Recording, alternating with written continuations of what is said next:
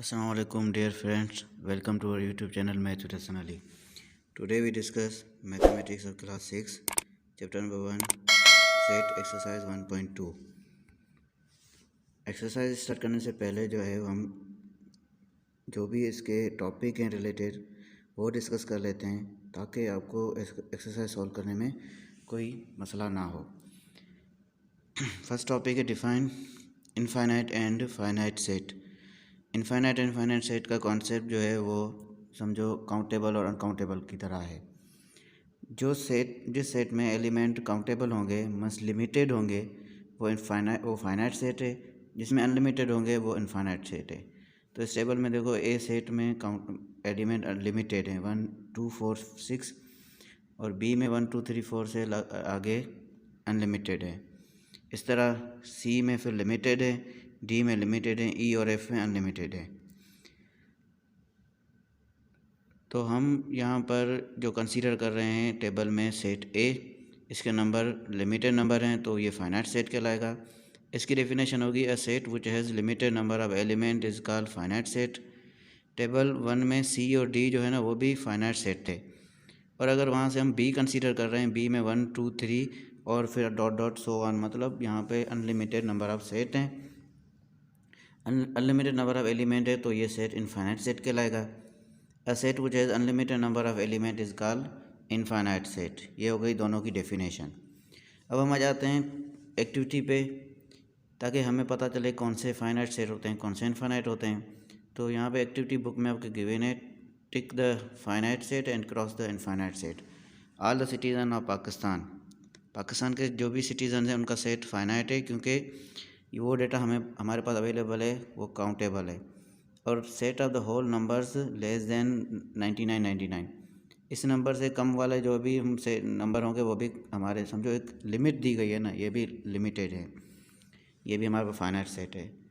Set of drops of water in river, water के drop river में ये unlimited है, ये इनफाइनाइट है। Set of all English alphabet ये फाइनाइट है, और 1 2 3 के बाद सो ऑन ये अनलिमिटेड है तो इनफाइनाइट होगा। और फिर 6 नंबर फाइनाइट है, 7 नंबर इनफाइनाइट है क्योंकि ये तो हमें डायरेक्ट सेट से ही पता चल रहा है, स्टेटमेंट है ही नहीं इसमें। सेकंड टॉपिक है डिफाइन एम्प्टी सेट, वॉइड और null set and singleton set. सबसे पहले एम्प्टी सेट का कॉन्सेप्ट क्या होता है। यहाँ पर टेबल 2 में हमारे पास सेट ए बी गिवन है जिसमें ए में भी एक एलिमेंट है, बी में भी एक एलिमेंट है, और सी जो सेट है set of the natural number less than 1 है। अब हम सी को अगर एक्सप्लेन करें तो नेचुरल नंबर शुरू ही 1 से होते हैं, लेस देन 1 कोई भी नेचुरल नंबर नहीं होता, इसलिए यहाँ पे लिखा हुआ है सी का कोई भी एलिमेंट नहीं है। तो ऐसा सेट जिसमें कोई भी एलिमेंट नहीं है, अ सेट जैसे no element is called empty set, उसको हम एम्प्टी सेट कहते हैं।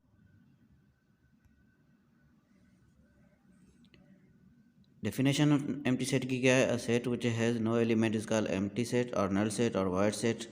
इट इज़ जनरेटेड बाय, ये दो सिंबल्स हैं, एक ज़ीरो को कट कर देते हैं, यहाँ खाली ब्रैकेट लिखते हैं। उस टेबल 2 में एक डी सेट था जिसमें वो भी एक एम्प्टी सेट है, ठीक है, उसकी स्टेटमेंट में भी एम्प्टी सेट का है यार। और नीचे हमारे और एग्जांपल हैं set of squares with 5 side, square और वो भी 5 साइड वाला हो कोई होगा ही नहीं। Set of letter of English alphabet before A, ये भी नहीं होगा, बिफोर ए से पहले कोई इंग्लिश अल्फ़ाबेट का सेट नहीं है। ओके, टेबल 2 में सेट ए जो है उसमें सिर्फ एक एलिमेंट है 5, which is a set which is only 1 element is called singleton set. अगर सेट में एक एलिमेंट है तो उसको हम सिंगलटन सेट कहेंगे। ठीक है, आगे हम सिंगलटन सेट की डेफिनेशन भी आ जाती है, a set which is only 1 element is called singleton set. तो टेबल 2 में बी जो है वो भी सिंगलटन सेट था, ए भी सिंगलटन सेट है। इस तरह और भी एग्जांपल है पी का, क्यू आर एस जो नीचे गिवन है, हर किसी में एक एक एलिमेंट है, मतलब है सारे सिंगलटन सेट कहलाएंगे। ओके, नेक्स्ट टॉपिक है define finite and define equal and equivalent set. Equal and equivalent set का मतलब क्या है, कुछ सेट ऐसे होते हैं जिनमें एलिमेंट हमारे पास लिमिटेड होंगे और वो एक जितने हों एक जैसे हों, दो सेट हों, यहाँ दो सेट का कॉन्सेप्ट आता है। जैसे ए सेट में देखो 1 2 3 4 है और सी सेट में 4 3 2 1 है। इन दोनों में जो है एलिमेंट एक जैसे भी हैं एक जितने भी हैं, 4 4 एलिमेंट हैं तो ये इक्वल सेट कहलाएंगे। ठीक है, आगे हम फिर इक्विवेलेंट का भी कॉन्सेप्ट डिस्कस करते हैं। पहले इक्वल सेट की डेफिनेशन हम डिस्कस कर लें। Two set A and B are called equal set if they have all the element same, सारे एलिमेंट सेम हो। Simply A equal to B लिखेंगे या A set is equal to B set read करेंगे। Table में B और F दो ऐसे set थे जो इक्वल थे। ठीक है, उसके बाद डी एंड ई जो हैं वो सेम नंबर ऑफ़ एलिमेंट हैं। अगर सेम नंबर ऑफ़ एलिमेंट हैं पर सेम एलिमेंट नहीं है तो उनको इक्विवेलेंट सेट कहेंगे। Two set A and B are called equivalent set if the number of element of both sets are the same. Simply we write A is equivalent to B. Equivalent की sign थोड़ी equal से change है and we read as set A is equivalent to set B. Table 3 में A equivalent to C है, B equivalent to F है। all the equivalent set are also all the equal set are also equivalent set but all the equivalent set are not equal set। ये statement ध्यान में रखना, सारे equal set जो है वो इक्विवेलेंट हो सकते हैं बट सारे इक्विवेलेंट सेट जो है वो इक्वल नहीं हो सकते। फॉर एग्जांपल टेबल 3 में ए जो है इक्वल टू सी है तो ए इक्विवेलेंट भी सी है, बट ए डी जो है वो इक्विवेलेंट टू ई है बट डी इक्वल टू ई नहीं हो सकता क्योंकि एलिमेंट एक जैसे नहीं है उनमें।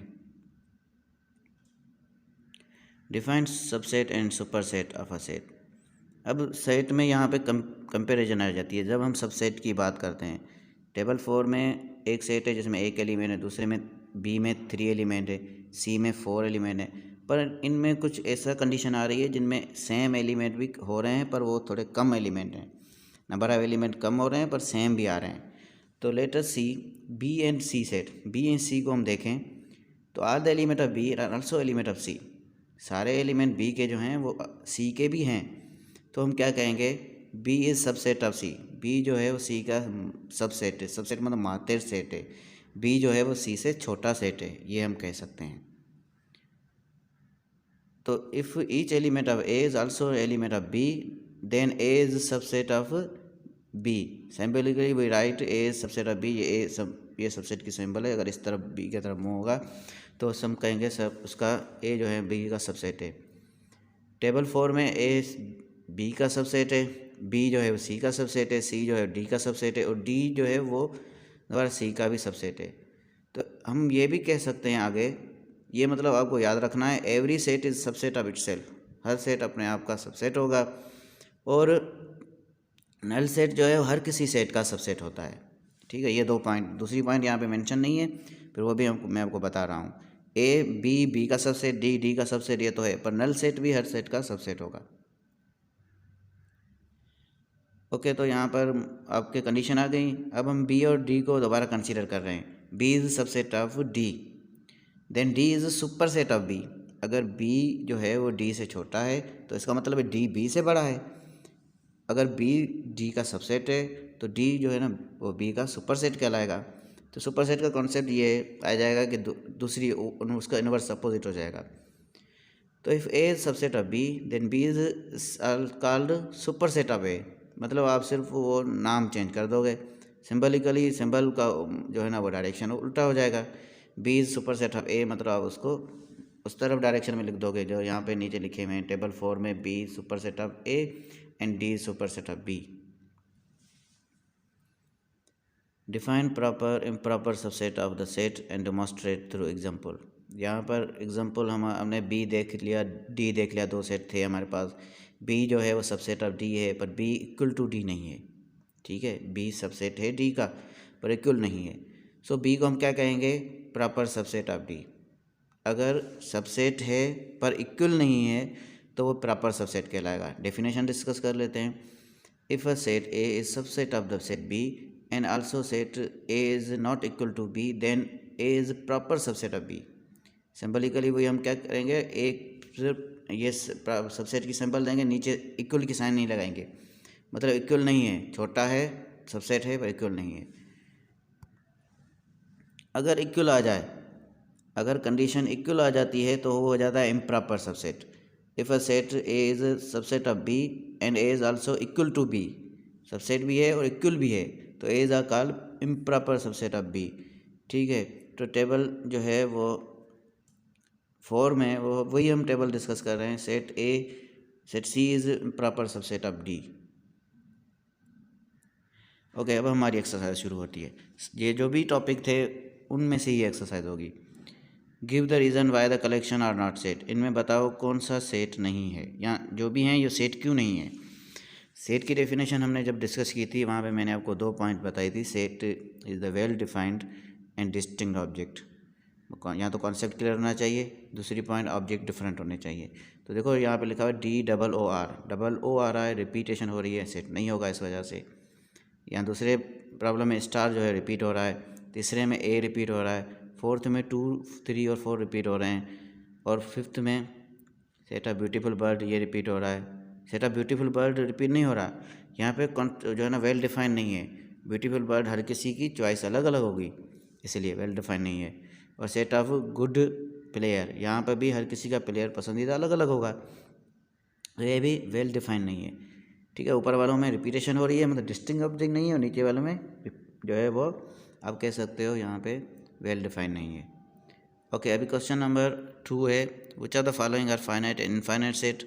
तो ए जो है वो 0 से शुरू हो रहा है, 50 पे ख़त्म हो रहा है, फाइनाइट सेट है। बी इनफाइनाइट है क्योंकि लास्ट एंड नहीं है। Set of hair on the body of the goat, ये भी इनफाइनाइट है। Set of the legs of the cat, ये फाइनाइट है। Okay, set of the legs of cat हो गया। Set of the star in the sky, ये infinite है। Set of the line passing through a point, अगर एक point आ गई तो उसमें से हम अनलिमिटेड लाइन पास कर सकते हैं, तो ये भी इनफाइनाइट है। ठीक है, यहाँ पे कन्फ्यूजन हो जाती है कि पॉइंट एक है तो लाइन हम एक पास करेंगे, नहीं, हमारी मर्ज़ी, हम जितनी भी लाइन पास करवाएं। और set of natural number greater than 20 से ग्रेटर नेचुरल नंबर पता नहीं कहाँ तक एंड हो रहे हैं, कोई आइडिया नहीं है। Set of all cities of Pakistan, ये फाइनाइट है। ऑल स्कूल इन सिंध, ये भी फाइनाइट है। ऑल इवन नंबर, ये इनफाइनाइट है। Okay, which are the following empty set. Set of student of your class over 20 year age, ये एम्प्टी सेट है या नहीं है। यहाँ पे देखो एज ओवर 20 तक आ गया है। आप क्लास 6 में पढ़ रहे हो तो 6 में 20 से एज ओवर वाले स्टूडेंट नहीं होंगे, तो ये मतलब ओके। सेट नंबर 2 है, set of the letters after Z, ये एम्प्टी सेट है। जेड का आफ्टर कोई एलिमेंट नहीं होता, कोई लेटर नहीं होता। Set of the children who names start with के इन योर लोकेलिटी, ये सेट हो सकता है। ठीक है, के से स्टार्ट होने वाले।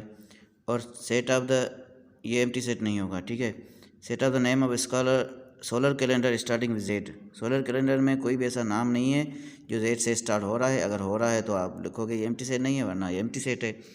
Set of fish in the live in the sand, fish ऐसी हों जो सैंड में रहती हूँ, ये भी नहीं है, कोई एलिमेंट नहीं है, मतलब एम्प्टी सेट होगा। Set of even numbers between 4 and 10, ये हो सकता है, 4 एंड 10 में इवन नंबर हो सकते हैं, तो ये एम्प्टी सेट नहीं है। और आगे देखो ये 0 लिखा हुआ है, ये एलिमेंट है, ये एम्प्टी सेट नहीं कहलाएगा। अगर 0 नहीं होता, खाली ये ब्रैकेट होती है, एम्प्टी सेट होगा। और इस तरह 8 भी एम्प्टी सेट नहीं है। Pair of which following equal set, equal set मतलब एक जैसे एलिमेंट हो, एक जितने हो, तो 1 इक्वल है। 2 में देखो PAT है तो वहाँ पे TAP है, ये भी इक्वल है। और वहाँ पे काइट है, वहाँ पे बाइट है, ये इक्वल नहीं है, एलिमेंट चेंज हो रहे हैं। XYZ है, वहाँ पे फर्स्ट 3 लेटर कह रहा है, तो ये भी इक्वल नहीं है। Set of odd number less than 2 है, वहाँ पे एम्प्टी है, तो ये भी इक्वल नहीं है। पूछा pair of the following equivalent, equivalent मतलब एक जितनी तादाद हो, एक जैसे वाले ना हो, तो 1 इक्वल है, वहाँ 4 एलिमेंट है, वहाँ पे 4 हैं। 2 में वहाँ पे 3 हैं, वहाँ पे 3 हैं। और 3 में वहाँ पर 4 एलिमेंट है, वहाँ 5 हैं, वहाँ पे भी 5 हैं सेकंड में। इस तरह वहाँ पे भी 1 2 3 4 और वहाँ पे 3 एलिमेंट है। लास्ट वाला इक्विवेलेंट नहीं है, बाकी सब इक्विवेलेंट हैं। Which are the following statement true और फॉल्स। बी में जो सेट है वो है M, N, O and if B is the set of the letter of the word moon, सही है, क्योंकि मून में हम जब लिखेंगे सेट में तो वो वर्ड ओ रिपीटेशन नहीं होगा, ट्रू है। A subset of B, if A is equal to 1 2 3 and B is equal to, ये भी करेक्ट है। ए जो है बी का सबसेट है, छोटा सेट है, मातेड है, ये ट्रू है।